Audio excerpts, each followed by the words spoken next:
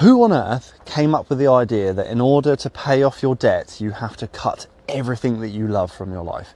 It's absolute rubbish. Look, I eliminated £152,000 worth of debt over the last 7 years. And all I did was these three things, okay? First of all, I sorted out my month-to-month finances to understand where I stood at that particular moment in time so that I had visibility and finally some control over what was coming in and what was going out. So then we could start planning ahead, allowing for, life's inevitabilities, such as wanting to spend time with your loved ones and have activities and things to do, whilst also making sure that we had something left to put towards our debts. That was step number one.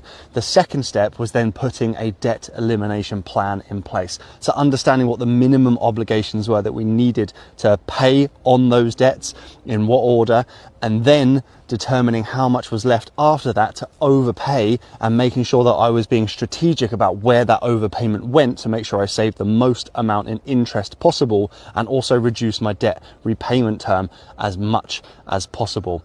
And that was pretty much it. Once I then had a solid plan in place and also an understanding of my current month-to-month finances, I had a pretty much worst case plan of when we were going to be debt free. Then step 3 kicked in, and that was all about improving our circumstances so that we had more to pay off our debt even faster. And that's where the magic really, really happened.